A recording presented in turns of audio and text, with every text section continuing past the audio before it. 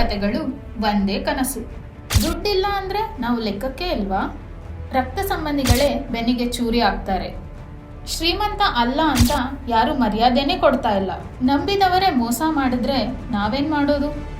ಈ ನಾಲ್ವರ ಹಣೆ ಬರಹ ಏನಾಗುತ್ತೆ ಅಂತ ನೋಡೋಣ ಬನ್ನಿ.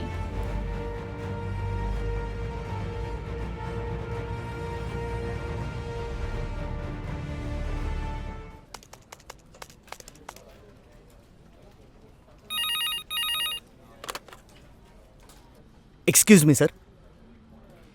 ನಿಮ್ಮ ನಂಬ್ಕೊಂಡು ಇಷ್ಟು ದೊಡ್ಡ ಪ್ರಾಜೆಕ್ಟ್ ಕೊಟ್ಟನಲ್ರಿ, ಇಷ್ಟೊಂದು ತಪ್ಪು ಮಾಡೋದು? ನೀವು ನಾಳೆಯಿಂದ ಕೆಲ್ಸಕ್ಕೆ ಬರೋದು ಬೇಡ. ಅದು ಗೆಟ್ ಔಟ್.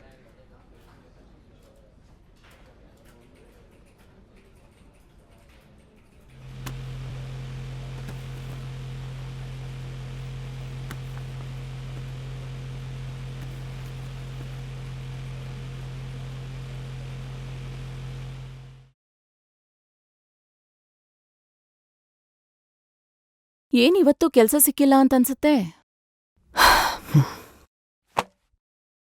ಕೆಲ್ಸ ಸಿಕ್ಕಿಲ್ಲ ಅಂತ ಬೇಜಾರಾಗೋದ್ ಬೇಡ. ನಾಳೆಯಿಂದ ಕೆಲಸದೊಳನ ಬರ್ಬೇಡ ಅಂತ ಹೇಳಿದೀನಿ. ಅಳಿ ಅಂದ್ರೆ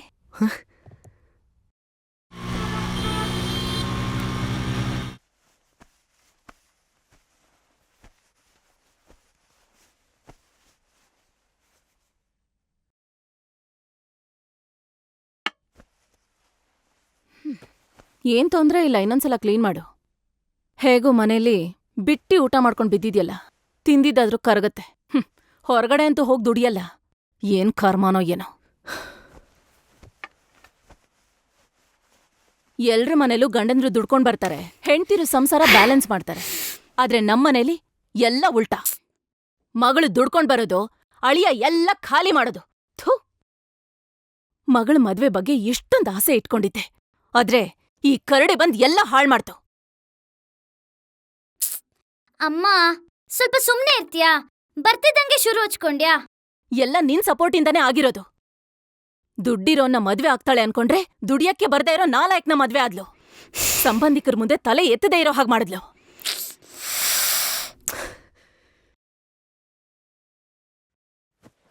ಲೀಲಾ, ಈಗ್ಲೂ ಕಾಲ ಮಿಂಚಿಲ್ಲ. ಮಕ್ಕಳಾಗೋ ಮೊದ್ಲು ಡಿವೋರ್ಸ್ ಕೊಟ್ಬಿಡು ಇವ್ನ್ಗೆ. ನಾನೇ ಒಳ್ಳೆ ಸಂಬಂಧ ನೋಡಿ ಮದ್ವೆ ಮಾಡಿಸ್ತೀನಿ. ಅಮ್ಮ, ನನ್ಗೆ ಆಫೀಸ್ ಟೆನ್ಷನ್ನೇ ತಡ್ಕೊಳಕ್ಕಾಗ್ತಿಲ್ಲ ಅಂದ್ರೆ ಮನೇಲಿ ನೀನ್ ಬೇರೆ. ನನಗ್ ಮದ್ವೆಯಿಂದ ಏನು ಪ್ರಾಬ್ಲಮ್ ಆಗ್ತಾ ಇಲ್ಲ, ಆದ್ರೂನು ನಾನು ಅದನ್ನ ಮ್ಯಾನೇಜ್ ಮಾಡ್ತೀನಿ. ಅದ್ ಹಾಗಲ್ಲ ಕಣೆ. ಅಮ್ಮ, ತಲೆ ಕೆಟ್ಟೋಗಿದೆ, ಇನ್ನೇನು ಮಾತಾಡ್ಬೇಡ. ಅಮ್ಮಗ್ ಬಗ್ಗೆ ಎಲ್ಲ ಗೊತ್ತಿದೆ ನಾನು ಅವನ ಮದ್ವೆ ಆಗಿದ್ದು.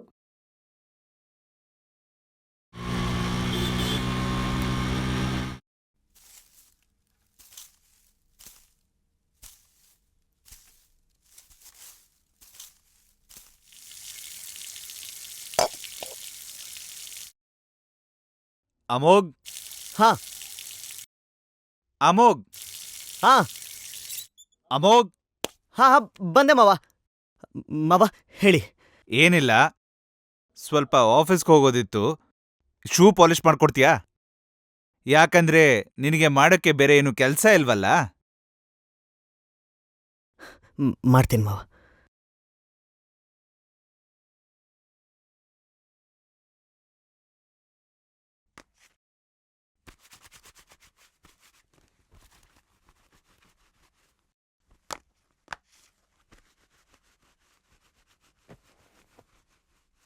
ಟಾಯ್ಲೆಟ್ ಯಾಕೋ ಸ್ಮೆಲ್ ಬರ್ತಾ ಇತ್ತು. ಸ್ವಲ್ಪ ಕ್ಲೀನ್ ಮಾಡಿದ್ರೆ ಆಗಿರೋದು. ಸರಿ ಅತ್ತೆ.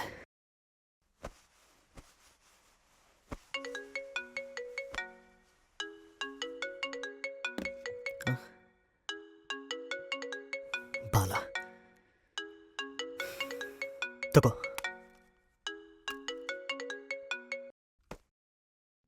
ಯಾರ್ದದು ಫೋನು? ಏನಕ್ಕೆ ಕಟ್ ಮಾಡ್ದೆ? ಅದು ನನ್ನ ಫ್ರೆಂಡು. ಓಹ್, ಫ್ರೆಂಡಾ? ಬಾಲ ತಾನೆ? ಮತ್ತ್ಯಾಕೆ ಕಟ್ ಮಾಡ್ದೆ? ಏನ್ ಸಾಹೇಬ್ರಿಗೆ ಅನುಮಾನ ಶುರುವಾಗೋಯ್ತಾ? ಏನೋ ಬಿಸ್ನೆಸ್ ವಿಚಾರ ಇರಬೇಕು. ನೋಡ್ಲಿಲ್ಲ, ನೀನು ಬಾಲ ಜೊತೆ ಯಾವಾಗ್ಲೂ ಮಾತಾಡೋದು ನನಗೆ ಯಾಕೋ ಸರಿ ಅನಿಸ್ತಿಲ್ಲ. ಲೇ ಇಡಿಯಟ್, ಸ್ಟಾಕ್ ಮಾಡ್ತಾ ಇದ್ಯಾ? ಅದು ನನ್ನ ಪರ್ಸ್ನಲ್ ವಿಚಾರ. ನಿನಗೂ ಅದಕ್ಕೂ ಸಂಬಂಧ ಇಲ್ಲ. ನಿನ್ ಕೆಲ್ಸ ನೋಡ್ಕೊ.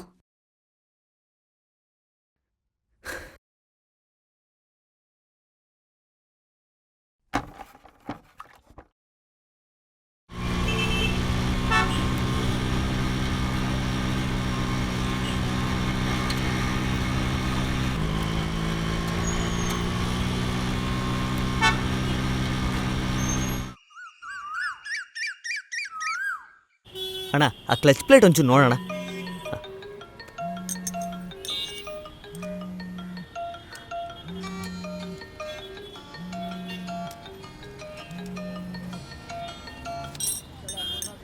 ಅಮೋಘ್, 2 ವರ್ಷ ಆಯಿತು ನಿನ್ನ ನೋಡಿ. ಹೇಗಿದ್ದೀಯಾ? ನನ್ನ ಮೇಲೆ ಅಷ್ಟೊಂದು ಕೋಪನ? ಒಂದಿನಾನೂ ನನ್ನ ನೆನಪಾಗ್ಲಿಲ್ವಾ ನಿನಗೆ? ಮನೆ ಬಿಟ್ಟು ಹೋದ್ಮೇಲೆ ನೀನು ಕಾಲ್ ಮಾಡ್ತೀಯಾ ಅಂತ ಕಾದು ಕಾದು ಹೇಗೆ ನಡೀತಾ ಇದೆ ಜೀವನ? ತಾತ, ನಾನು ಚೆನ್ನಾಗೇ ಇದ್ದೀನಿ. ಅದು ಗಂಟ್ಲು ಕಟ್ಟಿದೆ, ಅದಕ್ಕೆ ಅಷ್ಟೇ. ನನಗೆ ಸುಳ್ಳು ಹೇಳ್ತೀಯನೋ? ಯಾಕೆ ಕಳ್ತಾ ಇದೀಯಾ? ನಿನ್ನ ತಾತ ನಾನು, ನನಗಷ್ಟು ಗೊತ್ತಾಗಲ್ಲ ಅಂದ್ಕೊಂಡಿದ್ಯಾ? ಏನಿಲ್ಲ ತಾತ, ನನ್ನ ಕಾಲ ಮೇಲೆ ನಾನು ನಿಂತ್ಕೋಬೇಕು ಅಂತ ಕೆಲಸ ಹುಡ್ಕೊಂಡಿದ್ದೀನಿ. ಆದರೆ ಎಷ್ಟೇ ಪ್ರಯತ್ನ ಪಟ್ಟರು ಸಮಸ್ಯೆಗಳು ಮಾತ್ರ ಪರಿಹಾರ ಆಗ್ತಿಲ್ಲ. ಒಂದು ಕೆಲಸ ಮಾಡು, ನಾಳೆ ಮನೆ ಕಡೆ ಬಾ. ಒಂದು ನಿರ್ಧಾರ ತಗೊಂಡಿದ್ದೀನಿ, ಅದ್ರ ಬಗ್ಗೆ ನಿನ್ನ ಜೊತೆ ಮಾತಾಡಬೇಕು. ನನಗೂ ವಯಸ್ಸಾಯಿತು, ಮುಂದೆ ಏನು ಅಂತ ನಾಳೆ ನಿನಗೆ ಗೊತ್ತಾಗುತ್ತೆ. ಸರಿ ತಾತ. ಲೀಲಾ, ನನ್ನೇ ನಂಬಿಸಿ ಮೋಸ ಮಾಡ್ದೆ ಅಲ್ವಾ? ನನಗೆ ಬುದ್ಧಿ ಕಲಿಸ್ತೀನಿ.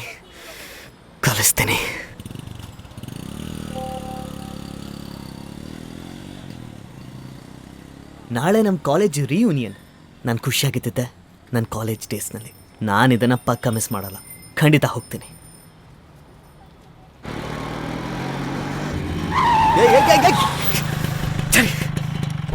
ಇಳಿಯೋ, ಯಾವನ ನೀನು ಈ ಥರ ಗಾಡಿ ಓಡಿಸ್ತ್ಯಾ? ಯು ರಾಸ್ಕಲ್, ನಿಂಗ್ ನೋಡ್ಕೊಂಡ್ ಬರಕ್ಕಾಗಲ್ವಾ? ನೋಡು, ನನ್ ಹೊಸ ಬ್ರ್ಯಾಂಡ್ ಕಾರ್ನ ಹಾಳ್ ಮಾಡ್ದೆ ನೀನು. ಹೇ ದ್ವಿಕಾ, ನೀನಾ? ಆಕ್ಚುಲಿ ನೀನೇ ರಾಂಗ್ ವೇನಲ್ಲಿ ಬರ್ತಾ ಇದ್ದಿದ್ದು, ಅದಕ್ಕೆ ಹೀಗಾಗಿದ್ದು. ನಾನೇನ್ ಬೇಕು ಅಂತ ಹೀಗೆ ಮಾಡಲಿಲ್ಲ. ನನ್ಗೆ ಉತ್ತರ ಕೊಡ್ತ್ಯಾ? ನನ್ ಲೆವೆಲ್ ಏನು ಅಂತ ಗೊತ್ತೇನೋ ನಿನ್ಗೆ? ನಂದೇ ತಪ್ಪು ಅನ್ನೋ ಥರ ಮಾತಾಡ್ತಿದ್ಯಾ?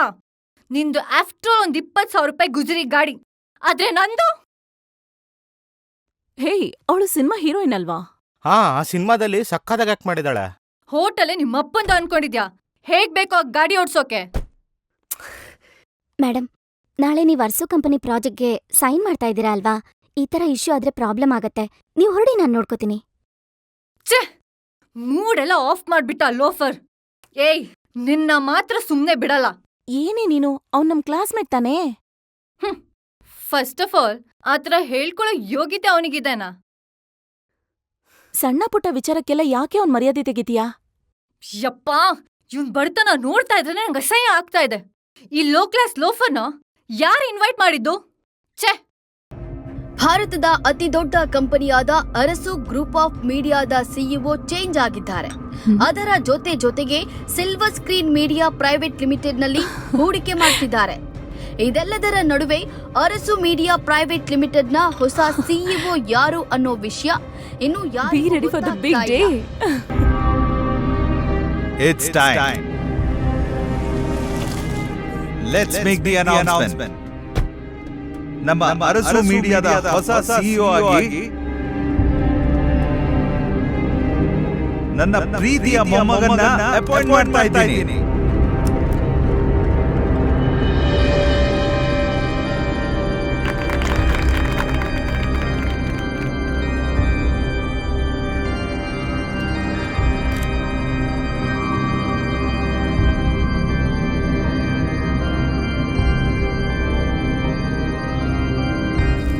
Madam, Arasu media CEO.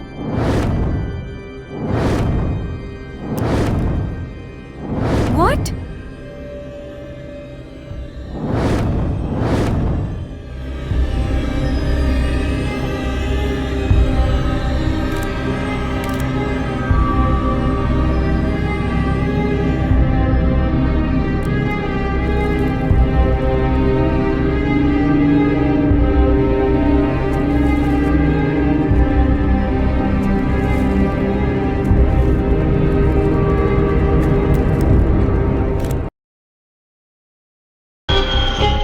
Excuse me, ma'am.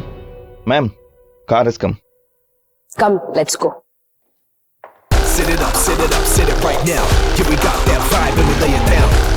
Just dance to the new sound. Let's get wild, jump around.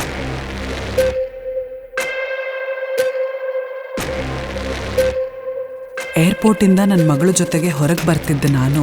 ಇನ್ನೇನು ಕಾರ್ ಹತ್ತು ಕೂರೋ ಅಷ್ಟೊತ್ತಿಗೆ ಒಬ್ಬ ವ್ಯಕ್ತಿ ನನ್ನನ್ನು ಫಾಲೋ ಮಾಡ್ಕೊಂಡು ಬಂದ. Hi beautiful. ನಿಮ್ಮ ಹೆಸರೇನು? ಆಯ್ರಾ. ಅವನು ನನ್ನ ಹೆಸರು ಕೇಳಿದ ತಕ್ಷಣ ಶಾಕ್ ಆದ. ನಾನು ದಪ್ಪ ಇದ್ದೀನಿ ಅನ್ನೋ ಕಾರಣಕ್ಕೆ ಯಾರೂ ನನ್ನನ್ನು ಇಷ್ಟಪಡಲಿಲ್ಲ. ಅಂಥ ಟೈಮಲ್ಲಿ ಅಕ್ಷತ್ ಅನ್ನೋ ಒಬ್ಬ ಶ್ರೀಮಂತ ಹುಡುಗ ನನ್ನನ್ನು ಮದುವೆ ಆಗೋದಕ್ಕೆ ಒಪ್ಪಿದ್ದ. ಆದರೆ ಮದುವೆ ಆಗಿದ್ದ ಮಾರನೇ ದಿನಾನೇ ನಾನು ಪ್ರೆಗ್ನೆಂಟ್ ಅನ್ನೋ ವಿಷಯ ಗೊತ್ತಾದಾಗ ನನಗೆ ಶಾಕ್ ಆಯಿತು. ಅವತ್ತು ನನ್ನನ್ನು ಬಿಟ್ಟು ಹೋಗಿದ್ದ ಆ ಅಕ್ಷತ್ ಇವತ್ತಿನವರೆಗೂ ನನ್ನ ಮುಖ ನೋಡೋಕ್ಕೂ ಬಂದಿರಲಿಲ್ಲ. ನನಗೆ ಮಕ್ಕಳಾದ್ಮೇಲೆ ನಾನು ಫಾರಿನಲ್ಲಿದ್ದೆ. ಗ್ರ್ಯಾಜುವಲಿ ನನ್ನ ಆರೋಗ್ಯ ಸುಧಾರಿಸಿ ಈಗ ಸಣ್ಣ ಆಗಿರೋದ್ರಿಂದ ಯಾರು ನನ್ನನ್ನು ಗುರ್ತೇ ಹಿಡಿಯೋದಿಲ್ಲ ಅನ್ನೋದು ನನಗೆ ಗೊತ್ತಿತ್ತು. ಆದರೆ ನಾನು ಜನ್ಮ ಕೊಟ್ಟ ಇನ್ನೊಂದು ಮಗು ಏನಾಯಿತು ಅನ್ನೋ ರಹಸ್ಯ ನನಗಿನ್ನೂ ಗೊತ್ತಾಗಿಲ್ಲ. ನೀವು ಐರನ್ ತಾನೇ ಪಿಕ್ ಮಾಡಕ್ ಬಂದಿರೋದು? ಹೇ, ಅವಳು ಯಾರು ಅಂತಾನೆ ನನಗೆ ಗೊತ್ತಿಲ್ಲ. ಇವನು ಸುಮ್ಮನೆ ನನ್ನಿಂದ ನಿಂತಿದ್ದಾನೆ. ನಾನಿಲ್ಲಿ ನಿಮ್ಮಂತ ಬ್ಯೂಟಿಫುಲ್ ಲೇಡೀಸ್ ನೋಡಕ್ಕಂತಾನೆ ಬಂದಿರೋದು. ಹೇ, ಕ್ಯಾನ್ ಐ ಡ್ರಾಪ್ ಯು?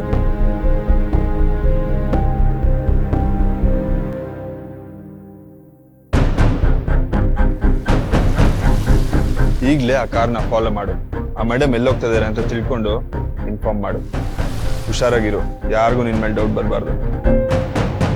ಇಷ್ಟು ವರ್ಷ ಆದರೂ ನನ್ನನ್ನು ಒಂದು ಸರಿನೂ ನೋಡಕ್ ಬರ್ದೆ ಕಟ್ಕೊಂಡು ಹೆಂಡ್ತಿನೇ ಮರೆತು ಜೊಲ್ ಸುರಿಸ್ತಾ ಇದ್ದಿದ್ದು ಬೇರೆ ಯಾರೂ ಅಲ್ಲ, ನಾನು ಡಿವೋರ್ಸ್ ಕೊಡೋದಕ್ಕೆ ಬಂದಿರೋ ನನ್ನ ಗಂಡ ಅಕ್ಷತ್. ನಾನು ಸಣ್ಣ ಆದ್ಮೇಲೆ ನನ್ನ ಗಂಡನೇ ನನ್ನನ್ನು ಗುರ್ತಿಸ್ಲಿಲ್ಲ ಅಂದಮೇಲೆ ಈ ಊರಲ್ಲಿ ಯಾರು ನನ್ನನ್ನು ಗುರ್ತಿಸಲ್ಲ ಅನ್ನೋದು ನನಗೆ ಗೊತ್ತಿತ್ತು. ಹೇಗಿದ್ರು ಫಾರಿನಲ್ಲಿ ನಾನು ಓದಬೇಕಾದ್ರೆ ನನ್ನ ಹೆಸರು ಸಂಯುಕ್ತ ಅಂತ ಕೂಡ ಚೇಂಜ್ ಮಾಡ್ಕೊಂಡಿದ್ದೆ. ಈಗ ಅದೇ ಹೆಸರಲ್ಲಿ ನಾನು ಈ ಊರಿನ ಒನ್ ಆಫ್ ದ ಲಕ್ಸುರಿಯಸ್ ಪ್ರಾಪರ್ಟೀಸ್ನಲ್ಲಿ ಸ್ವೀಟ್ ಬುಕ್ ಮಾಡಿದ್ದೆ. ಬರೀ ಫಾರಿನಿಂದ ಬಂದಂಥ ಗೆಸ್ಟ್ಗಳೇ ಜಾಸ್ತಿ ಇದ್ದಿದ್ರಿಂದ ನನ್ನ ಮೇಲೆ ಯಾರಿಗೂ ಡೌಟ್ ಬರಲಿಲ್ಲ. ಇದು ಈ ಪ್ರಾಪರ್ಟಿಲಿ 2 ಸ್ವೀಟ್ ರೂಮ್ಸ್ ಇದೆ. ಹೌದು ಮ್ಯಾಮ್, ಒಂದು ನೀವು ಸ್ಟೇ ಆಗಿರೋದು, ಇನ್ನೊಂದು ನಮ್ಮ ಪ್ರಾಪರ್ಟಿ ಓನರ್ ಸಿದ್ಧಾರ್ಥ ಅವರು ಸ್ಟೇ ಆಗಿದ್ದಾರೆ. ಹೇಳ್ತೀನಿ, ಸರ್ಪ್ರೈಸ್. ಸಿಹಿ, ಹೋಗಿ ಡ್ರೆಸ್ ಚೇಂಜ್ ಮಾಡು.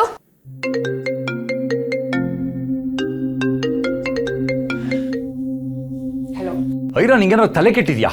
ಅಕ್ಷತ್ 2 ಗಂಟೆಯಿಂದ ಏರ್ಪೋರ್ಟ್ ಅಲ್ಲಿ ನಿನಗೋಸ್ಕರ ಕಾಯ್ತಾ ಇದ್ದಾನೆ. ಅವನ ಜೊತೆ ಬರೋದು ಬಿಟ್ಟು ಎಲ್ಲ ಹಾಳಾಗೋಗಿದ್ಯಾ? ನಾಳೆ ಬರ್ತೀನಿ.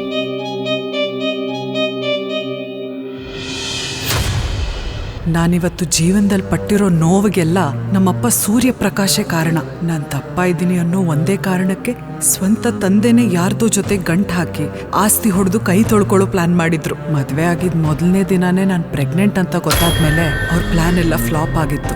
6 ವರ್ಷ ಆದ್ಮೇಲೆ ನನ್ನನ್ನು ಮನೆಗೆ ಮತ್ತೆ ಕರೆಸ್ಕೊಂಡಿದ್ದಾರೆ ಅಂದ್ರೆ ಇನ್ನೇನೋ ಕುತಂತ್ರ ಮಾಡಿರೋದಂತೂ ಗ್ಯಾರಂಟಿ. ಈ ರಮ್ಯಾ ಯಾಕೆ ಇವಾಗ ಕಾಲ್ ಮಾಡ್ತಿದ್ದಾಳೆ? ಮೇಡಮ್, ಸಾರಿ, ನಿಮ್ಮನ್ನು ರಿಸೀವ್ ಮಾಡೋಕ್ಕೆ ಬರೋಕ್ಕಾಗಲಿಲ್ಲ. ಆದರೆ ನನಗೆ ಗೊತ್ತು ನೀವು ಸೇಫಾಗಿ ಬಂದಿರ್ತೀರಾ ಅಂತ. ಇವಾಗ ಓವರ್ ಆಕ್ಟಿಂಗ್ ಎಲ್ಲ ಮಾಡೋದು ಬಿಟ್ಟು ಏನು ವಿಷಯ ಅಂತ ಹೇಳು. ಹಾಂ ಹೌದು, ಒಂದು ವಿಷಯ ಹೇಳಬೇಕಿತ್ತು. ಬಿಸ್ನೆಸ್ ಟೈಕಾನ್ ಸಿದ್ಧಾರ್ಥ್ ಮೇಲ್ ಬಂದಿತ್ತು. ಅವ್ರ ಅಜ್ಜಿ ಟ್ರೀಟ್ಮೆಂಟ್ಗೆ one of the top neurosurgeon doctor Samyukta Hegde ಅವ್ರ ಹತ್ರನೇ ಮಾಡಿಸ್ಬೇಕಂತೆ. ಅವರು ಇದೇ ಊರಲ್ಲೇ ಇದ್ದಾರೆ, ನೀವು ಇಲ್ಲೇ ಇದ್ದೀರಾ. ಸೊ ನಿಮ್ಮ ಹತ್ರ ಒಂದು ಅಪಾಯಿಂಟ್ಮೆಂಟ್ ಫಿಕ್ಸ್ ಮಾಡಲಾ? ಬೇಡ ಬೇಡ, ದಯವಿಟ್ಟು ಬೇಡ. ಶ್ರೀಮಂತರೆಲ್ಲ ಈ ತರನೇ ಹೇಳ್ಕೊಂಡು ನಾಟಕ ಮಾಡ್ತಾ ಇರ್ತಾರೆ ಅಷ್ಟೇ, ಬಟ್ ಅವ್ರ ಇಂಟೆನ್ಷನ್ ಬೇರೆನೇ ಇರುತ್ತೆ. ಈ ವಯಸ್ಸಾದವರ ಬಿಸ್ನೆಸ್ ಪ್ರಾಪರ್ಟಿಗೋಸ್ಕರ ಇನ್ನೇನೇನ್ ಮಾಡ್ತಾರೋ. ನಾವ್ ಇದಕ್ಕೆ ಇನ್ವಾಲ್ವ್ ಆಗೋದು ಬೇಡ. Okay, as A wish. ಒಂದು ಮಾತು ಹೇಳಲ್ಲ, ಸಿದ್ಧಾರ್ಥ್ ನೋಡೋಕ್ಕೆ ಸಖತ್ತಾಗಿದ್ದಾನೆ. ಟಾಲ್, ಹ್ಯಾಂಡ್ಸಮ್, ತುಂಬ ಚಿಕ್ಕ ವಯಸ್ಸಿಗೆ ಮಲ್ಟಿ ಮಿಲಿಯನರ್. ಅದಾಗದೇ ರೊಮ್ಯಾನ್ಸ್ ಮಾಡೋ ಚಾನ್ಸ್ ಸಿಕ್ಕಾಗ ಯಾಕೆ ಮಿಸ್ ಮಾಡ್ಕೋತೀರಾ? ಒಂದ್ಸಲ ಫೋಟೋ ಕಳಿಸ್ತೀನಿ, ನೋಡ್ತೀರಾ? ನಿಂಗೆ ಅಷ್ಟೇ ಇಷ್ಟ ಇರುತ್ತೆ, ಒಂದ್ ಕೆಲಸ ಮಾಡು, ನೀನೇ ಡಾಕ್ಟರ್ ಸಂಯುಕ್ತ ಹೆಗ್ಡೆ ಅಂತ ಮೀಟ್ ಆಗು. ಹೆಂಗಿದ್ರು ಇಲ್ಲಿ ನಾನು ಹೆಂಗ್ ಕಾಣಿಸ್ತೀನಿ ಅಂತ ಯಾರಿಗೂ ಗೊತ್ತಿಲ್ಲ. ಇಲ್ಲಿರೋರ್ಗೆ ನಾನು ಐರಾ ಅಲ್ಲ, ಡಾಕ್ಟರ್ ಸಂಯುಕ್ತ ಹೆಗ್ಡೆ ಅಷ್ಟೇ. ಹಾ ಸರಿ ಸರಿ, ಒಂದ್ಸಲ ಫೋಟೋ ಕಳಿಸ್ತೀನಿ, ನೋಡ್ಬಿಟ್ಟು ಹೇಳಿ. ಓಕೆ. ಇದಕ್ಕೆಲ್ಲ ತಲೆ ಕೆಡಿಸ್ಕೊಳ್ದೆ ನಾನು ಅಲ್ಲಿಂದ ಹೊರಟೆ. ಲಿಫ್ಟ್ ಹತ್ರ ಹೋಗ್ತಿದ್ದ ಹಾಗೆ ಯಾರೋ ನನ್ನನ್ನು ಫಾಲೋ ಮಾಡ್ದ ಹಾಗೆ ಫೀಲ್ ಆಯಿತು. ನಾನು ಹಿಂದೆ ತಿರುಗಿ ನೋಡಿದಾಗ ಶಾಕ್ ಆದೆ.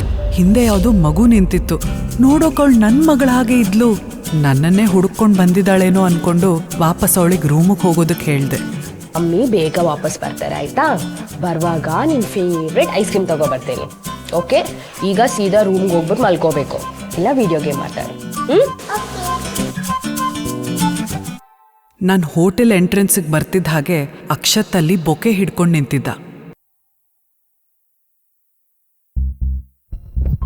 ಹಾಯ್ ಮಿಸ್ ಬ್ಯೂಟಿಫುಲ್, ನಾನು ನೆನಪಿದ್ದೀನಲ್ವಾ? ಆ್ಯಕ್ಚುಲಿ ಇವತ್ತು ನನ್ನ ಬರ್ಡೇ. ನಿಮ್ಮಂಥ ಸುಂದರವಾಗಿರೋ ಹುಡುಗಿನ ಬಿಟ್ಟು ನನ್ನ ಬರ್ಡೇ ಸೆಲೆಬ್ರೇಟ್ ಮಾಡ್ಕೊಳ್ಳೋದ್ರಲ್ಲಿ ಮಜಾನೇ ಇಲ್ಲ ಅನ್ಸುತ್ತೆ. ಬರ್ತೀರಾ ಅಲ್ವಾ? ಇವನು ಫಾಲೋ ಮಾಡ್ಕೊಂಡು ಬಂದೇ ಬರ್ತಾನೆ ಅನ್ನೋದು ನನಗೆ ಗೊತ್ತಿತ್ತು, ಆದರೆ ಇಷ್ಟು ಬೇಗ ಬರ್ತಾನೆ ಅಂತ ಅನ್ಕೊಂಡಿರ್ಲಿಲ್ಲ. ನನ್ನ ಕಳೆದು ಹೋಗಿರೋ ಮಗುನ ಹುಡ್ಕೋದಕ್ಕೆ ಇವನನ್ನ ಕಂಟ್ರೋಲಲ್ಲಿ ಇಟ್ಕೊಳ್ಳೋದೇ ಒಳ್ಳೇದು ಅನ್ನಿಸ್ತು. ಆದರೆ ನನಗೆಷ್ಟಾಗಿ ನಿಮ್ಮ ಹೆಸರು ನನಗೆ ಗೊತ್ತಿರಬೇಕಲ್ವಾ? ಇಫ್ ಯು ಡೋಂಟ್ ಮೈಂಡ್ ನಿಮ್ಮ ಹೆಸರು ತಿಳ್ಕೊಬೋದಾ? My name is Akshat and your name is Samyukta. ಬರ್ತೀರಾ ಅಲ್ವಾ? ನಿಮಗೋಸ್ಕರ ವೆಯ್ಟ್ ಮಾಡ್ತಾ ಇರ್ತೀನಿ.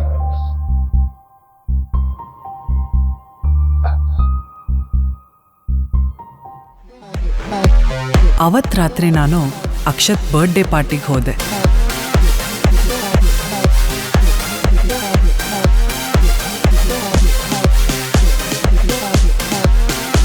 ಅಲ್ಲಿ ಯಾರೋ ಇಬ್ರು ಹುಡುಗಿರು ಜಗಳ ಆಡ್ತಿದ್ದ ಹಾಗೆ ಕಾಣಿಸ್ತು.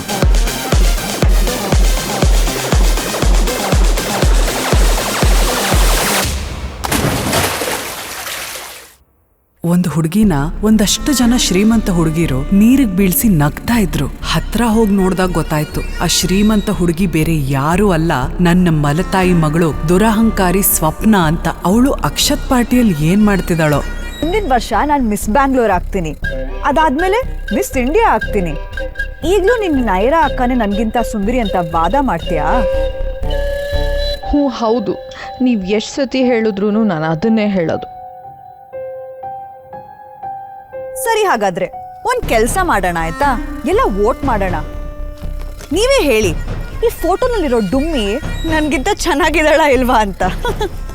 ಸ್ವಪ್ನ ಅವಳ ಫ್ರೆಂಡ್ಸ್ ಹತ್ರ ಲೈಟರ್ ತಗೊಂಡು ನೋಡ್ತಿದ್ದ ಹಾಗೆ ನಾನು ದಪ್ಪ ಇದ್ದಾಗ ತೆಗ್ದಿದ್ದ ಹಳೆ ಫೋಟೋನ ಸುಟ್ಟು ಹಾಕಿದ್ಲು.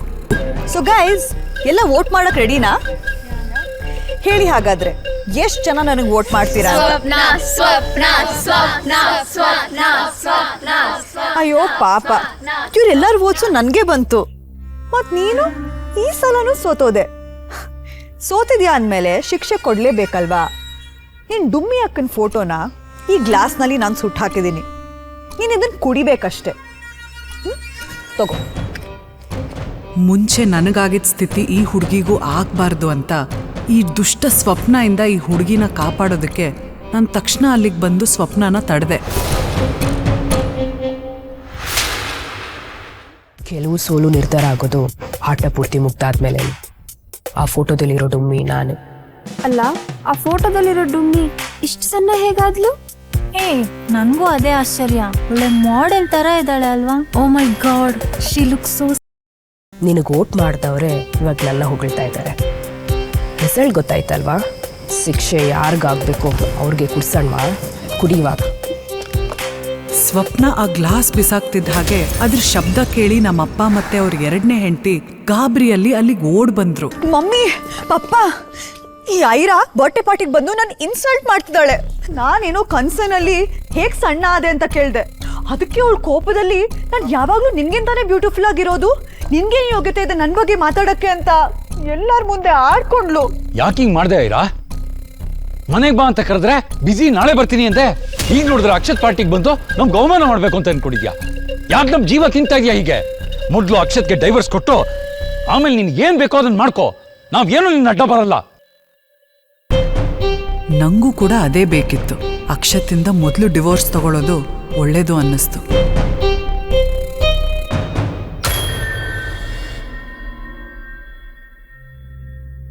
ಇನ್ನ ಎಷ್ಟು ವರ್ಷ ನಮ್ಗೆ ಹೀಗೆ ಕಾಟ ಕೊಡಬೇಕು ಅಂತ ಅನ್ಕೊಂಡಿದ್ಯಾ?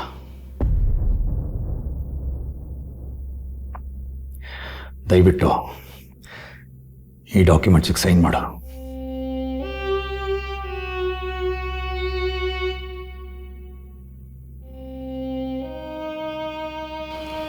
ನನ್ನಲ್ಲಿ ಡಿವೋರ್ಸ್ ಪೇಪರ್ ಸೈನ್ ಮಾಡಕ್ಕೆ ಕರೆಸ್ಬಿಟ್ಟು ಇದು ಯಾವುದೋ ಡಾಕ್ಯುಮೆಂಟ್ ಕೊಟ್ಟಿದ್ದೀರಾ? ಅದು ಏನಂದರೆ ಡೈವರ್ಸ್ ಕೆಲಸ ಆದಮೇಲೆ ನಾನು ನಿಮ್ಮಮ್ಮ ಅಕ್ಷತ್ನ ಸ್ವಪ್ನ ಕೊಟ್ಟು ಮದುವೆ ಮಾಡಬೇಕು ಅಂತ ಅಂದ್ಕೊಂಡಿದ್ದೀವಿ. ಇದಕ್ಕೆ ಅವರಿಬ್ಬರು ಒಪ್ಪಿದ್ದಾರೆ. ಇನ್ಫ್ಯಾಕ್ಟ್ ಸ್ವಪ್ನ ಅಕ್ಷತ್ನ ತುಂಬ ಪ್ರೀತಿಸ್ತಾ ಇದ್ದಾಳೆ. ಆಮೇಲೆ ಅಕ್ಷತ್ ತಾತನಿಗೆ ಒಂದು ಆಸೆ ಇದೆ. ಏನಂದರೆ ನಿನ್ನ ಹೆತ್ತಮ್ಮ ವಸುಂಧರ ನಿನಗೆ ಕೊಟ್ಟಿರೋ ಆಸ್ತಿನೆಲ್ಲ ಸ್ವಪ್ನ ಹೆಸರು ಟ್ರಾನ್ಸ್ಫರ್ ಮಾಡಬೇಕು ಅಂತ. ನಮ್ಮಪ್ಪ ಸ್ವಾರ್ಥಕ್ಕೋಸ್ಕರ ಇಷ್ಟು ಕೆಳಮಟ್ಟಕ್ಕೆ ಇಳಿತಾರೆ ಅಂತ ನಾನು ಅನ್ಕೊಂಡಿರ್ಲಿಲ್ಲ. ಆಗಲ್ಲ. ಈ ಪ್ರಪಂಚದಲ್ಲಿ ನನ್ನ ಅಸ್ತಿತ್ವ ಇರೋ ಏಕೈಕ ನಿಶಾನೆ ಇದು ಒಂದೇ ಡ್ಯಾಡಿ. ನಂಗೆ ಮಾಡೋಕ್ಕಾಗಲ್ಲ. ನನ್ನ ಆಸ್ತಿನ ಬೇರೆಯವ್ರು ಕೊಡಕ್ಕೆ ಇಷ್ಟಪಡಲ್ಲ.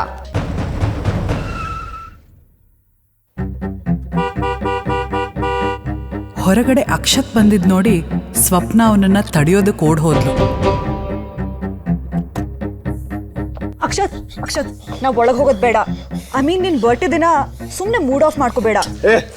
ಅವಳನ್ನ ಯಾರು ಇಲ್ಲಿ ಕರೆದಿದ್ದು? ಇಲ್ಲಿ ನನ್ನ ಹೊಸ ಫ್ರೆಂಡ್ಸ್ ಎಲ್ಲ ಬರ್ತಾ ಇದ್ದಾರೆ. ಏನ್ ಅನ್ಕೊಂಡ್ಬಿಟ್ಟಿದಲ್ಲ ಅವಳನ್ನ? ಹಾ, ನಾನು ಈಗಲೇ ಅವಳನ್ನ ಒದ್ದು ಹೊರಗಡೆ ಹಾಕ್ತೀನಿ. ಅಕ್ಷತ್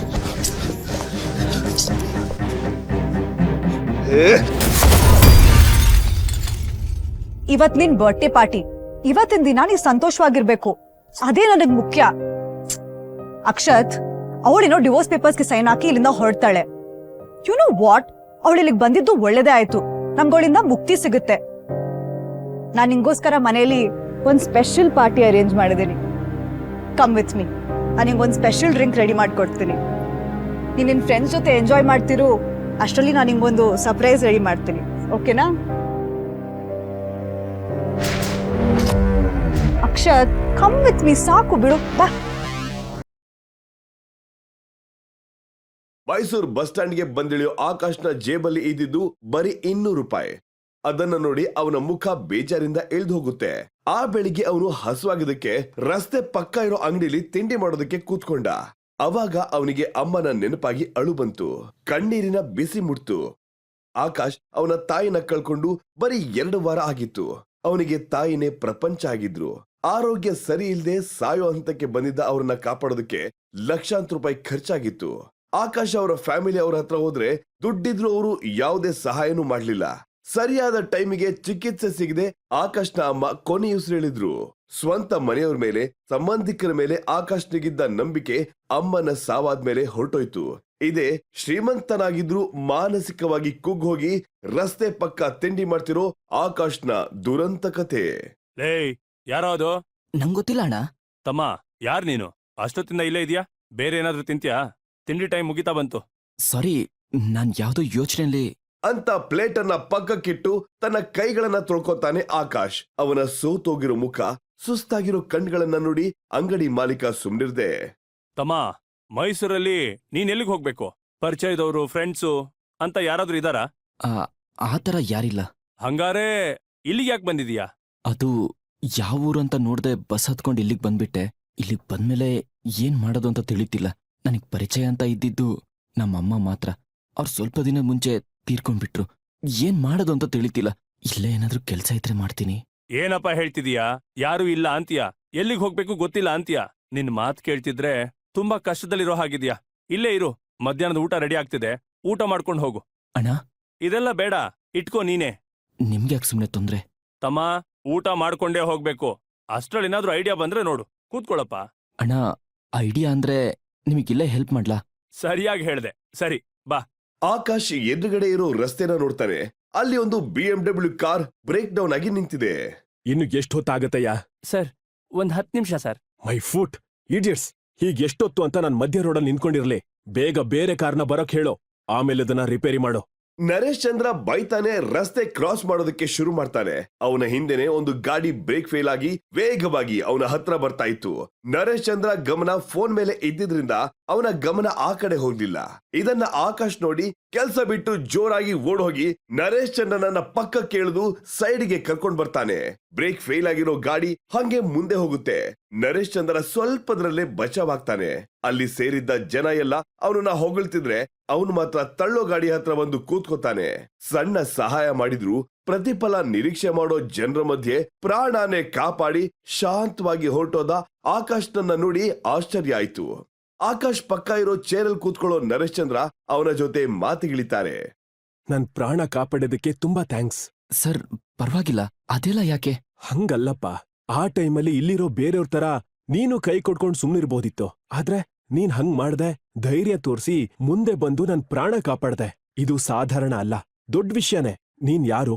ಮೈಸೂರಲ್ಲಿ ಎಲ್ಲಿರೋದು? ನಾನದು ಸಾಹೇಬ್ರೆ, ಇವನು ಬೇರೆ ಊರ್ನವನು. ತನ್ನವ್ರು ಅಂತ ಯಾರು ಇಲ್ಲ ಅವನಿಗೆ. ದಾರಿ ತಪ್ಪಿ ಬಂದಿದ್ದಾನೆ. ನಮ್ ಅಂಗಡಿಲೇ ಉಳಿಸ್ಕೊಂಡಿದೀನಿ. ನೋಡೋಕೆ ತುಂಬಾ ಪಾಪ್ತವನ್ ತರ ಇದ್ದಾನೆ. ಮಧ್ಯಾಹ್ನ ಊಟ ಮಾಡ್ಕೊಂಡು ಹೋಗು ಅಂದಿದ್ದೆ, ಅಷ್ಟ್ರಲ್ಲಿ ಈ ಅನಾಹುತ ಆಗೋಯ್ತು. ಒಂದ್ ಮಾತ್ ಹೇಳ್ತೀನಿ, ತಪ್ಪಾಗ್ ಅರ್ಥ ಮಾಡ್ಕೋಬೇಡ. ನಿನಗೆ ಏನು ಕೆಲ್ಸ ಇಲ್ಲ ಅಂತ ಹೇಳ್ತಿದ್ದಾರೆ. ನಿನಗೊಂದ್ ಒಳ್ಳೆ ಕೆಲ್ಸ ನಾನ್ ಏರ್ಪಾಡ್ ಮಾಡ್ತೀನಿ. ಇಲ್ಲ ಸರ್, ಪರವಾಗಿಲ್ಲ. ಇದನ್ನ ನೀನು ಭಿಕ್ಷೆ ಅಂತ ಅನ್ಕೋಬೇಡ. ಅದೇನೋ ನಂಗ್ ತಿಳಿತಿಲ್ಲ. ಮನ್ಸಿಗೆ ನೀನ್ ತುಂಬಾ ಬೇಕಾದವನು ಅಂತ ಅನ್ನಿಸ್ತಾ ಇದೆ. ನನ್ ಪ್ರಾಣ ಕಾಪಾಡಿದಕ್ಕೆ ಅಂತ ಅನ್ಕೋಬೇಡ. ನನ್ನ ನಂಬು, ನಿಜ ಹೇಳ್ತಿದ್ದೀನಿ. ಸರ್, ನಾನ್ ಯಾರು ಅಂತ ನಿಮಗ್ ಗೊತ್ತಿಲ್ಲ, ನೀವ್ಯಾರು ಅಂತ ನನಗ್ ಗೊತ್ತಿಲ್ಲ.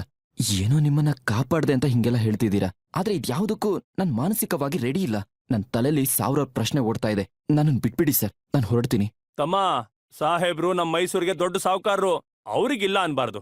ಅದು ಅಲ್ದೆ ಇವತ್ ನಡೆದಿರೋದ್ರ ಬಗ್ಗೆ ನೀನ್ ಯೋಚನೆ ಮಾಡು. ನೀನ್ ಯಾಕೆ ಮೈಸೂರಿಗೆ ಬಂದೆ? ಇಲ್ಲಿಗ್ ಬಂದು ನನ್ ತಳ್ಳೋ ಗಾಡಿಗೆ ತಿಂಡಿ ತಿನ್ನಕ್ ಯಾಕೆ ಬಂದೆ? ನಿನ್ನ ಇಲ್ಲಿರಕ್ ನಾನ್ ಯಾಕೆ ಹೇಳ್ದೆ? ಎಲ್ಲದಕ್ಕೂ ಒಂದ್ ಕಾರಣ ಅಂತ ಇರುತ್ತೆ. ತಮ್ಮ, ಜಾಸ್ತಿ ಯೋಚನೆ ಮಾಡ್ದೆ ಸಾಹೇಬ್ರ ಜೊತೆ ಹೊರಡು. ಆಕಾಶ್ನಿಗೂ ಈ ಮಾತು ಕೇಳಿ ನಡೀತಿರೋದಕ್ಕೆಲ್ಲ ಒಂದು ಕಾರಣ ಇದೆ ಅನಿಸ್ತು. ಅವನು ನರೇಶ್ ಚಂದ್ರ ಜೊತೆ ಹೊರಡ್ತಾನೆ. ಕಾರಲ್ಲಿ ನರೇಶ್ ಚಂದ್ರ ಅವನಿಗೆ ತನ್ನ ಬಗ್ಗೆ ಎಲ್ಲಾ ಹೇಳೋದಕ್ಕೆ ಶುರು ಮಾಡ್ತಾನೆ. ಆಕಾಶ್ ಒಬ್ಬ MBA ಗ್ರಾಜ್ಯುಯೇಟ್ ಅಂತ ನರೇಶ್ ಚಂದ್ರಗೆ ಗೊತ್ತಾಗುತ್ತೆ. ಮಾತಾಡ್ತಾ ನರೇಶ್ ಚಂದ್ರ ಆಕಾಶ್ನ ಬಲಗೈಲಿ ದೊಡ್ಡದಾಗಿರೋ ಮಚ್ಚೆ ನೋಡಿ ಇದೇ ರೀತಿ ಮಚ್ಚೆನ ಬೇರೆ ಯಾರೋ ಕೈಯಲ್ಲಿ ನೋಡಿದ್ನಲ್ಲ ಅಂತ ಯೋಚನೆ ಮಾಡೋದಕ್ಕೆ ಶುರು ಮಾಡ್ತಾರೆ. ಆದ್ರೆ ಎಲ್ಲಿ ಅನ್ನೋದು ಮಾತ್ರ ನೆನಪಿಗೆ ಬರೋಲ್ಲ. ಇಲ್ ನೋಡಿ, ಇವನ್ ಹೆಸರು ಆಕಾಶ್. ಬೇರೆ ಊರಿಂದ ಬಂದಿದ್ದಾನೆ. ಸ್ವಲ್ಪ ಟೈಮ್ ಮುಂಚೆ ಓಲ್ಡ್ ಮಾರ್ಕೆಟ್ ಹತ್ರ ಒಂದ್ ಆಕ್ಸಿಡೆಂಟ್ ಅಲ್ಲಿ ನನ್ ಪ್ರಾಣನೇ ಹೋಗ್ಬೇಕಿತ್ತು. ಆದ್ರೆ ಈ ಮಹಾನುಭಾವ ಬಂದು ನನ್ನ ಕಾಪಾಡ್ದ. ಅಪ್ಪ, ನಿಮ್ಗೇನು ಆಗಿಲ್ಲ ಅಲ್ವಾ? ಇಲ್ಲಮ್ಮ, ನಂಗೇನಾಗಿಲ್ಲ. ಹೇಳದ್ನಲ್ಲ, ಇವನ್ ಕರೆಕ್ಟ್ ಟೈಮಿಗೆ ಬಂದು ನನ್ನ ಕಾಪಾಡ್ದ. ನರೇಶ್ ಚಂದ್ರ ಮಾತಾಡ್ತಾ ಇದ್ರೆ ನಂದಿನಿ ಮತ್ತೆ ರಾಗಿಣಿ ಇಬ್ರು ನಿರ್ಲಕ್ಷ್ಯದಿಂದ ನೋಡ್ತಾ ಇದ್ರು. ಆದ್ರೆ ಸಿತಾರ ಮಾತ್ರ ಆಕಾಶ್ನನ್ನು ನೋಡಿ, ಆಕಾಶ್, ನಿಮ್ಗೆ ಹೇಗ್ ಥ್ಯಾಂಕ್ಸ್ ಹೇಳ್ಬೇಕು ಅಂತಾನೂ ನಂಗೆ ಗೊತ್ತಿಲ್ಲ. ನಂಗೆ ಅಪ್ಪನೇ ಎಲ್ಲ. ಅವ್ರ ಪ್ರಾಣ ನೀವು ಕಾಪಾಡಿದೀರಾ. ನಿಮ್ಗೆ ಯಾವುದೇ ರೀತಿ ಸಹಾಯ ಬೇಕು ಅಂದ್ರೆ ಕೇಳಿ. ಅಯ್ಯೋ, ಪರವಾಗಿಲ್ಲ. ಅಲ್ಲ ರೀ, ನಿಮ್ ಆಕ್ಸಿಡೆಂಟ್ ಆದಾಗ ಅವನು ನಿಮ್ಮನ್ನ ಕಾಪಾಡ್ದ. ಅಲ್ಲೇ ಅಷ್ಟೋ ಇಷ್ಟೋ ಕೊಟ್ಟು ಬರ್ಬೇಕಿತ್ತು. ಮನೆಗ್ ಯಾಕೆ ಕರ್ಕೊಂಡ್ ಬಂದ್ರಿ? ಹೂ ಡ್ಯಾಡಿ, ಅಸಹ್ಯವಾಗಿರೋ ಇಂಥ ಭಿಕಾರಿಗಳನ್ನ ಮನೆಗ್ ಕರ್ಕೊಂಡ್ ಬಂದಿದ್ಯಲ್ಲ.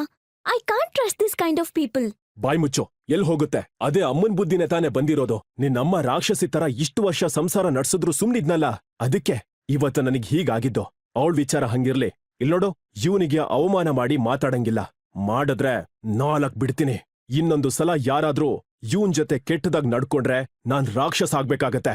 ಇಲ್ನೋಡು, ಇನ್ಮೇಲಿಂದ ನನಗ್ ನೀನೇ ಪರ್ಸನಲ್ ಸೆಕ್ರೆಟರಿ. ಸರ್, ಏನ್ ಹೇಳ್ತಿದ್ದೀರಾ? No, it's a done deal. All right Sitara, ಇವನ್ ಇಲ್ಲೇ ಇರೋಕೆ ಬೇಕಾಗಿರೋ ವ್ಯವಸ್ಥೆ ಮಾಡು. ದಿನಗಳು ಉರುಳಿದ್ವು. ಆಕಾಶ್ ನರೇಶ್ ಚಂದ್ರ ಜೊತೆ ಇದ್ದು 6 ತಿಂಗಳಾಯ್ತು.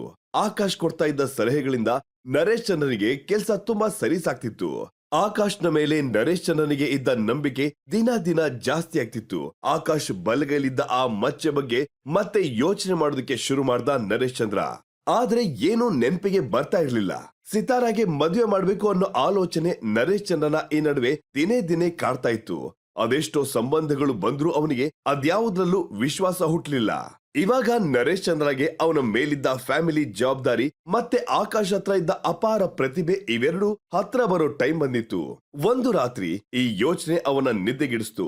ಅವನ ಕನ್ಸಲ್ಲಿ ಸಿತಾರ ಮತ್ತೆ ಆಕಾಶ್ ಜೊತೆಯಾಗಿರೋ ದೃಶ್ಯ ಪದೇ ಪದೇ ಬರ್ತಾ ಇತ್ತು. ಆದ್ರೆ ಆಕಾಶ್ನ ಕೈಲಿದ್ದ ಮಚ್ಚೆ ಅವನ ನಿದ್ದೆಗೆಡಿಸಿತ್ತು. ಅದು ಏನೋ ಹೇಳೋಕೆ ಟ್ರೈ ಮಾಡ್ತಿದೆ ಅನಿಸ್ತಿತ್ತು. ಆ ಮಚ್ಚೆ ಹಿಂದೆ ಇರೋ ಸತ್ಯ ತಿಳಿಯೋ ಟೈಮ್ ಬಂದಿತ್ತು. ನಿದ್ದೆಯಿಂದ ದಿಢೀರ್ ಅಂತ ಹೇಳೋ ನರೇಶ್ ಚಂದ್ರಗೆ ಏನೋ ಹೊಳಿತು.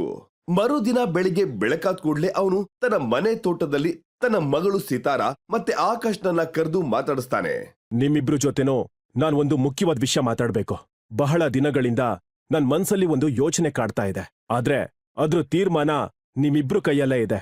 ನೀವಿಬ್ರು ತಪ್ಪಾಗಿ ಭಾವಿಸ್ತಾ ಇದ್ರೆ ನಾನದನ್ನ ಹೇಳ್ತೀನಿ. ಸರ್, ನೀವೇ ನಮ್ಮನ್ನ ದೊಡ್ಡವ್ರ ತರ ಮಾತಾಡ್ಸ್ತಿದ್ದೀರಾ? ನೀವ್ ಏನೇ ಇದ್ರು ಹೇಳಿ. ಅಪ್ಪ, ಮುಚ್ಚು ಮರೆ ಇಲ್ದೆ ಹೇಳಪ್ಪ. ನೀವಿಬ್ರು ಮದ್ವೆ ಮಾಡ್ಕೊಂಡ್ರೆ ಒಳ್ಳೇದು ಅಂತ ಅನ್ನೋದು ನನ್ ಯೋಚನೆ. ಇದ್ದಕ್ಕಿದ್ದಂಗೆ ಹಿಂಗ್ ಯಾಕೆ ಹೇಳ್ತಿದ್ದೀನಿ ಅಂತ ತಪ್ಪಾಗಿ ಭಾವಿಸ್ಬೇಡಿ. ಚೆನ್ನಾಗಿ ಯೋಚಿಸಿಯೇ ನಾನೀ ನಿರ್ಧಾರಕ್ ಬಂದಿದ್ದೀನಿ. ಅದಲ್ದೆ ನನ್ ಮಗಳಿಗೆ ಏನು ಬೇಡ. ಎಷ್ಟು ಅಂತಸ್ತಿರೋ ಅಳಿಯನ್ನ ಮನೆಗ್ ತರಬೇಕು ನನಗ್ ಗೊತ್ತು. ಆದ್ರೆ ಆಕಾಶ್ ತರ ಹುಡ್ಗ ಎಲ್ಲೂ ಸಿಗಲ್ಲಮ್ಮ. ಆಕಾಶ್ ಎಲ್ಲರಿಗಿಂತ ಒಂದ್ ಕೈ ಮೇಲೆ. ನಾನು ಅನುಭವದಿಂದ ಹೇಳ್ತಿದ್ದೀನಿ. ನನಗ್ ಅವನ್ ಮೇಲೆ ನಂಬಿಕೆ ಇದೆ. ನೀನ್ ನನ್ನ ಕಾಪಾಡ್ದೆ ಅಂತ ಇದೆಲ್ಲ ಅಂತ ಅನ್ಕೋಬೇಡ. ನೀನ್ ನಿಜವಾಗ್ಲೂ ಒಬ್ಬ ಬುದ್ಧಿವಂತ. ನಾನ್ ಎಷ್ಟೇ ಹುಡುಕಿದ್ರೂ ನಿನ್ನಂತ ಗಂಡ ನನ್ ಮಗಳಿಗೆ ಸಿಗಕ್ ಸಾಧ್ಯ ಇಲ್ಲ. ಇದಕ್ಕೂ ಮೇಲೆ ನಿರ್ಧಾರ ತಗೋಬೇಕಾಗಿರೋದು ನೀವೇ. ಅಪ್ಪ, ನೀನ್ ಇವಾಗ ಹೇಳಿದ್ದು ನನಗೆ ನಂಬಕ್ ಕಷ್ಟ ಆಗ್ತದೆ. ಆದ್ರೆ ನಾನ್ ಯಾವತ್ತೂ ನೀವ್ ಹೇಳಿದ್ದಕ್ಕೆ ಇಲ್ಲ ಅಂದಿದ್ದೇ ಇಲ್ಲ. ಮತ್ತೆ ನಿಮ್ ಸಂತೋಷನೇ ನನ್ ಸಂತೋಷ ಅಲ್ಲಪ್ಪ. ಆದ್ರೆ ನಾನು ಆಕಾಶ್ನ ಆ ರೀತಿ ನೋಡೇ ಇಲ್ಲ ಅಪ್ಪ. ಆದ್ರೂ ನಿಮ್ ಮಾತ್ಗೆ ಇಲ್ಲ ಅಂದೆ. ಈ ಮದ್ವೆಗೆ ನಾನು ಒಪ್ಗೆ ಕೊಡ್ತೀನಿ. ಅದು ಆಕಾಶ್ಗೂ ಈ ಮದ್ವೆ ಒಪ್ಗೆ ಇದ್ರೆ ನಂಗೂ ಒಪ್ಗೆನೆ ಅಪ್ಪ. ಸರ್, ನನ್ಗೂ ಯಾರೂ ಇಲ್ಲ. ನಾನ್ ಕೇಳ್ಕೊಂಬರೋ ಸಂಬಂಧಿಕರೂ ಇಲ್ಲ. ಆದ್ರೆ ಯಾವ ನಂಬಿಕೆ ಇಟ್ಕೊಂಡು ನಿಮ್ ಮಗಳನ್ನ ನನ್ ಜೊತೆ ಮದ್ವೆ ಮಾಡಿಸ್ತಿದ್ದೀರಾ ಗೊತ್ತಾಗ್ತಿಲ್ಲ. ಅದಕ್ಕೆ ನಾನ್ ಯೋಗ್ಯನಾ ಅಂತಾನೂ ಗೊತ್ತಾಗ್ತಿಲ್ಲ. ಆದ್ರೆ ನಿಮ್ ಮಾತ್ ಮೀರಿ ನಡೆಯೋಕೆ ನಂಗಿಷ್ಟ ಇಲ್ಲ ಸರ್. ನಿಮ್ ಮಗಳು ಸಿತಾರಾನ ಆ ದೃಷ್ಟಿಯಿಂದ ನಾನ್ ಯಾವತ್ತೂ ನೋಡೇ ಇಲ್ಲ.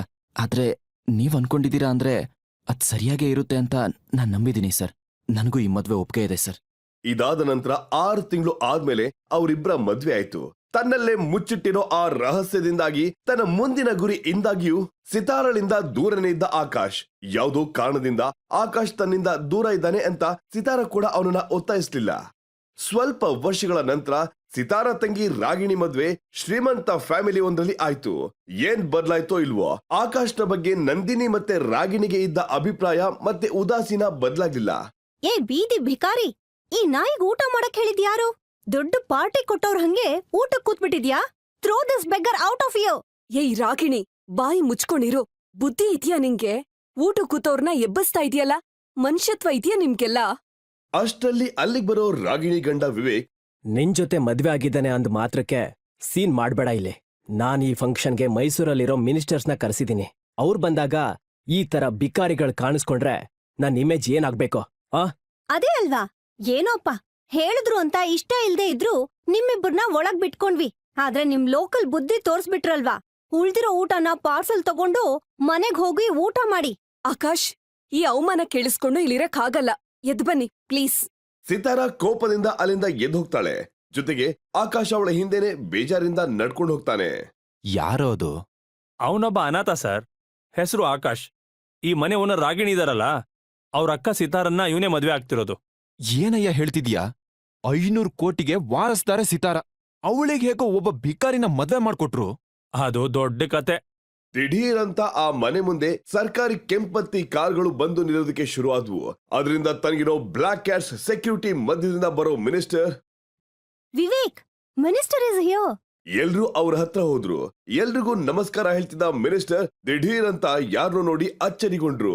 ಗುಂಪಲ್ಲಿ ಮರೆಯಾಗಿದ್ದ ಆಕಾಶ್ನ ಮುಖಾನ ಸ್ಪಷ್ಟವಾಗಿ ನೋಡಿ, ಆಕಾಶ್ ದಿಢೀರಂತ ಅವನ ಕೈ ಹಿಡಿದು ಹತ್ರ ಕರ್ಸಿ, ಆಕಾಶ್ ಮೂರ್ತಿ ಸರ್, ನೀವಾ? ಏನ್ ಸರ್ ನೀವಿಲ್ಲಿ? ನಿಮ್ಮ ಅಪ್ಪನ ಹತ್ರ ಎಷ್ಟು ಸಲ ಕೇಳಿದೆ ಗೊತ್ತಾ? ಸರ್ ಬನ್ನಿ, ಊಟ ಮಾಡ್ಕೊಂಡು ಮಾತಾಡೋಣ. ಇಂಚರಾಳನ್ನ ಆ ಪಾರ್ಟಿಗೆ ಕರ್ಕೊಂಡು ಬಂದಿದ್ದು ಅವಳ ತಂಗಿ ದೀಪಿಕಾ.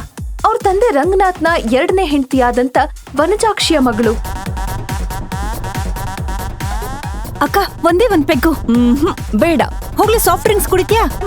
ಹೋಟೆಲ್ ಅಲ್ಲಿ ನಡೆದಂತ ಪಾರ್ಟಿಲಿ ಸಾಫ್ಟ್ ಡ್ರಿಂಕ್ ಅಂತ ಸುಳ್ಳು ಹೇಳಿ ಮಾತ್ರೆ ಮಿಕ್ಸ್ ಮಾಡಿದ ಜ್ಯೂಸ್ನ ಇಂಚರಾಳಿಗೆ ಕೊಟ್ಟಿದ್ದು. ಅದನ್ನ ಕುಡಿದು ಅಮಲಿನಲ್ಲಿ ತೇಲ್ತಿದ್ದ ಇಂಚರಾಳನ್ನ ಅವಳ ಹಾಗೆಯೇ ಮತ್ತಿನಲ್ಲಿದ್ದ ಗಂಡಸೊಬ್ಬನ ಕೋಣೆಗೆ ಕರ್ಕೊಂಡು ಹೋಗಿ ಬಿಟ್ಟದ್ದು ಅವಳ ತಂಗಿ ದೀಪಿಕಾನೆ.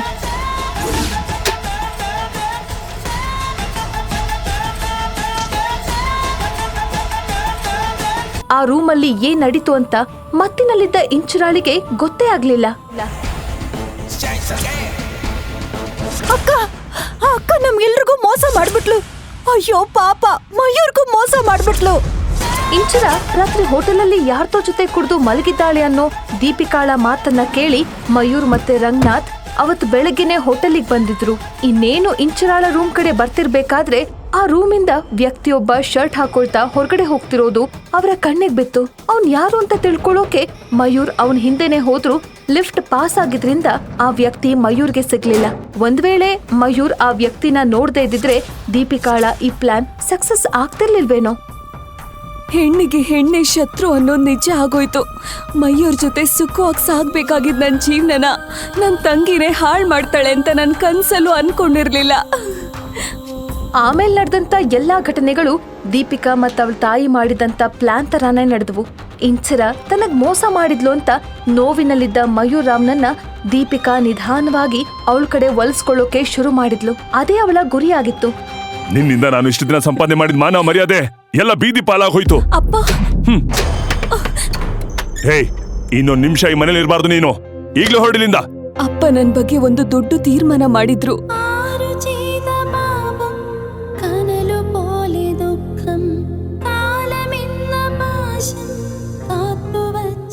ನಾನು ಇಲ್ಲೇ ಇದ್ರೆ ಅವ್ರ ಪ್ರೆಸ್ಟೀಜ್ಗೆ ಧಕ್ಕೆ ಆಗತ್ತೆ ಅಂತ ನನ್ನ ಅಮೆರಿಕ ಕಳ್ಸೋ ನಿರ್ಧಾರ ಮಾಡಿದ್ರು. ನನಗೆ ಅವ್ರು ಹೇಳಿದ್ದನ್ನ ಮಾಡೋದ್ ಬಿಟ್ರೆ ಬೇರೆ ದಾರಿನೇ ಇರ್ಲಿಲ್ಲ. ನನ್ನ ಜೀವನನ ಹಾಳು ಮಾಡ್ದಂತ ಆ ವ್ಯಕ್ತಿ ಯಾರು, ಅವನೀಗ ಎಲ್ಲಿದ್ದಾನೆ?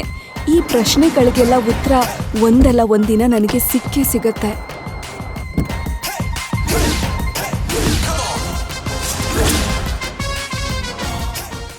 ಇಂಚರಾಳ ಜೀವನದ ದಿಕ್ಕನ್ನ ಬದಲಿಸಿದ್ದ ಆ ಹುಡುಗ ಇವನೇ, ಸಂಗಮ್.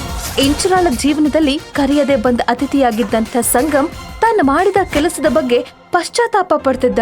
ಮತ್ತಲ್ಲಿದ್ದ ಆತನಿಗೆ ಇಂಚರಾಳ ಮುಖವೂ ಸಹ ನೆನಪಿರ್ಲಿಲ್ಲ. ಕುಡಿದ ಅಮಲಲ್ಲಿ ಆ ಹುಡುಗಿ ಜೀವನನ ಹಾಳು ಮಾಡ್ದೆ ಅನ್ನೋ ಪಾಪ ಪ್ರಜ್ಞೆ ಅವನನ್ನ ಕಾಡ್ತಾ ಇತ್ತು. ಅವತ್ ರಾತ್ರಿ ನಂಗೆ ಗೊತ್ತಿಲ್ದಿರೋ ಹಾಗೆ ನಾನ್ ಮಾಡದಂತ ತಪ್ಪು 5 ವರ್ಷ ಆದ್ರೂ ನನ್ನ ಕಾಡ್ತಾನೆ ಇದೆ. ಅದ್ರ ಬಗ್ಗೆ ಯೋಚಿಸ್ತಿದ್ರೆ ನಾನ್ ಸಂಪಾದಿಸಿರೋ ಆಸ್ತಿ ಎಲ್ಲ ಕಸದ ಹಾಗೆ ಕಾಣ್ತಿದೆ. ಈ ಜಗತ್ತಲ್ಲಿ ಅವಳೆಲ್ಲೇ ಇದ್ರು ಅವಳನ್ನ ಹುಡುಕಿ ಸಾರಿ ಕೇಳ್ಬೇಕು. ಅಷ್ಟಕ್ಕೂ ಎಲ್ಲಿದ್ದಾಳೆ ಅವಳು? ಸಂಗಮ್ ಹೇಳ್ದ ಹಾಗೆ ಆಗ್ಲೇ 5 ವರ್ಷ ಕಳೆದು ಹೋಗಿತ್ತು. ಆ ರಾತ್ರಿ ನಡೆದಂತ ಆ ಘಟನೆಯ ಫಲವಾಗಿ ಇಂಚರಾಗೆ ಒಬ್ಬ ಮಗ ಹುಟ್ಟಿದ್ದ. ಹೆಸರು ಆರ್ಯ. ಅವನಿಗೀಗ 4 ವರ್ಷ. ತುಂಬಾ ತುಂಟ. ಅವನೇ ಇಂಚರಾಳ ಸ್ಟ್ರೆಸ್ ಬೂಸ್ಟರ್. ಒಂದಿನ ಹೀಗೆ ಆರ್ಯನನ್ನ ಆಟ ಆಡಿಸ್ತಿರ್ಬೇಕಾದ್ರೆ ಇಂಚರಾಳಿಗೊಂದು ಫೋನ್ ಕಾಲ್ ಬಂತು. ಫೋನ್ ಡಿಸ್ಪ್ಲೇ ಮೇಲೆ ಕಾಣಿಸಿದಂತ ಹೆಸರನ್ನ ನೋಡಿ ಇಂಚರಾಳ ಮುಖಭಾವವೇ ಬದಲಾಯಿತು. ನಾನ್ ಜೀವಂತವಾಗಿ ಇದೀನಿ ಅನ್ನೋದು ಅಪ್ಪಂಗ್ ಈಗ ನೆನ್ಪಾಯ್ತಾ? ನಾನು ನಿನಗೆ ಫೋನ್ ಮಾಡಿದ್ದು ದೀಪಿಕಾ ಮದುವೆ ಕರೆಯೋದಕ್ಕೆ. ಗಂಡು ನಿನಗೆ ತುಂಬಾ ಗೊತ್ತಿರೋಂತ ಹುಡುಗನೇ. ಅವನ್ ಬೇರೆ ಯಾರು ಅಲ್ಲ, ನಮ್ಮ ಮಯೂರ್. ನಾನ್ ಯಾವುದೇ ಕಾರಣಕ್ಕೂ ಈ ಮದ್ವೆಗ್ ಬರೋದಿಲ್ಲ. ನಿನ್ನ ನಮಗೋಸ್ಕರ ಬಾ ಅಂತಿಲ್ಲ, ನಿನ್ನ ಅಜ್ಜಿಗೋಸ್ಕರ ಬರ್ಬೇಕು. ಇಷ್ಟ್ರ ಮೇಲೆ ಬರೋದು ಬಿಡೋದು ನಿನ್ನಿಷ್ಟ. ನನ್ ಜೀವನ ಹಾಳ್ ಮಾಡ್ದಂತ ತಂಗಿ ಮದ್ವೆಗೆ ಹೋಗಲು ಇಷ್ಟ ಇಲ್ದಿದ್ರು ತನ್ನ ಬಗ್ಗೆ ಇರೋ ರಹಸ್ಯಗಳನ್ನ ಸಮಯ ಬಂದಾಗ ಹೇಳ್ತೀನಿ ಅಂತ ಹೇಳಿದ್ದ ಅಜ್ಜಿನ ನೋಡೋಕೆ ಇದೇ ಸರಿಯಾದ ಸಮಯ ಅಂತ ಅವಳು ಅಂದ್ಕೊಂಡ್ಲು. ಆರ್ಯನ ಕರ್ಕೊಂಡು ಇಂಡಿಯಾಗ್ ಹೋಗೋಕೆ ತೀರ್ಮಾನ ಮಾಡಿದ್ಲು.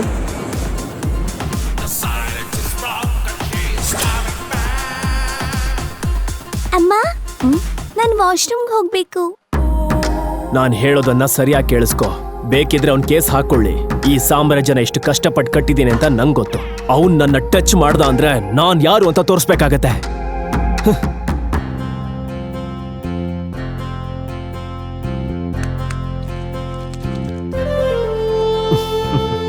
ರಕ್ತ ಸಂಬಂಧ ಎಲ್ಲಿದ್ರೂ ಬೆಸ್ಕೊಳ್ಳುತ್ತೆ ಅನ್ನೋ ಮಾತಿದೆ. ಆರ್ಯ ಸಂಗಮ್ನನ್ನ ನೋಡ್ತಿದ್ದ ಹಾಗೆ ಅವನ ಹತ್ರ ಬಂದು, ಅಪ್ಪ, ನೀವು ನನ್ನ ಅಪ್ಪ ತಾನೇ? ನಂಗೆ ಗೊತ್ತು ನೀವೇ ನನ್ನ ಅಪ್ಪ ಅಂತ. ಅಪ್ಪ. ಆರ್ಯ ವಾಶ್ರೂಮ್ ಅಲ್ಲಿ ಬಿಟ್ಟಿದ್ದ ರೂಬಿಕ್ಸ್ ಕ್ಯೂಬ್ ಅನ್ನ ನೋಡಿ ಸಂಗಮ್ನ ತಲೆಯಲ್ಲಿ 100 ಪ್ರಶ್ನೆ ಓಡಾಡಿದ್ವು. ತನ್ನ ಲಗೇಜ್ ತಗೊಂಡು ಡಿಪಾರ್ಚರ್ ಗೇಟ್ ಹತ್ರ ಬಂದ ಇಂಚರಾಳಿಗೆ ಅಲ್ಲಿ ಒಂದು ದೊಡ್ಡ ಶಾಕ್ ಆದಿತ್ತು. ಇಂಚರಾಳನ್ನ ಕರ್ಕೊಂಡು ಹೋಗೋಕೆ ಬಂದಿದ್ದು ದೀಪಿಕಾ ಮತ್ತೆ ಮಯೂರ್. ಅದೇ ಸಮಯದಲ್ಲಿ ಏನೂ ನಡ್ದೇ ಇಲ್ವೇನೋ ಅನ್ನೋ ಹಾಗೆ ದೀಪಿಕಾ ಆರ್ಯನನ್ನ ನೋಡ್ತಿದ್ದ ಹಾಗೆ ಅವಳ ನಡವಳಿಕೆ ನೋಡಿ ಇಂಚರಾಳಿಗೆ ಇರಿಟೇಟ್ ಆಯ್ತು. ಹೇ, ಬಿಡು ಆರ್ಯ, ಬಿಡು ಬಿಡು. ನನ್ ಮಗಂಗೆ ಈ ತರ ನಾಟಕದ ಪ್ರೀತಿ ತೋರ್ಸೋದ್ ಬೇಡ. ಅಯ್ಯೋ ಅಕ್ಕ, ಯಾಕೆ ಹೀಗ್ ಮಾತಾಡ್ತಾ ಇದ್ಯಾ? ನಿಂಗೆ ನನ್ನಿಂದ ಏನ್ ಬೇಕಾಗಿತ್ತು ಅದ್ ನಿಂಗ್ ಸಿಕ್ಕಿದೆ ಅಲ್ವಾ? ಹಾಗೆ ನಾನ್ ನಿನ್ ಮದ್ವೆಗೂ ಬಂದಿಲ್ಲ. ಅಯ್ಯೋ, ನಾನ್ ನನ್ನ ಅಜ್ಜಿ ನೋಡ್ಬೇಕು, ಅಷ್ಟೇ ಸಾಕು. ಅಯ್ಯೋ, ಇವಳ ಮಾತ್ ಕೇಳಿದ್ಯಾ ಮಯೂರ್? ನಾನ್ ನಾಟಕ ಮಾಡ್ತಿದ್ದೀನಿ ಅಂತ ನಿನ್ಗೆ ಅನ್ನಿಸ್ತಿದ್ಯಾ? ನಿನ್ ಬಗ್ಗೆ ನೀನ್ ಏನ್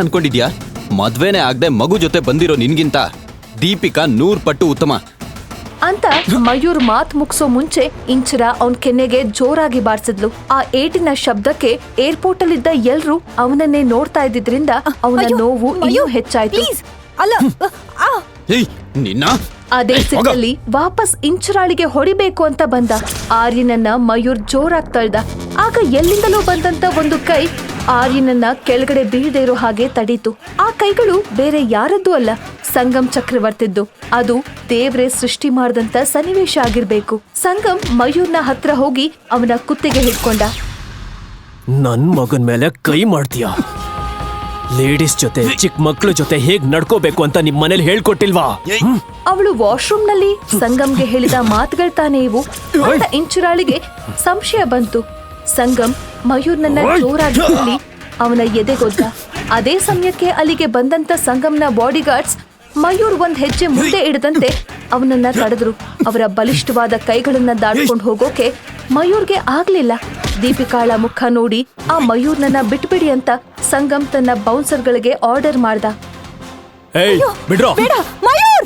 ಇಂಚರ, ನಿಂಗಲ್ ವೇಟ್ ಮಾಡ್ತಾ ಇರು ಅಂತ ಹೇಳಿರ್ಲಿಲ್ವಾ? ಹೇಳಿದ್ಮೇಲೂ ಇಲ್ಲಿಗೆ ಯಾಕೆ ಬಂದೆ ನೀನು?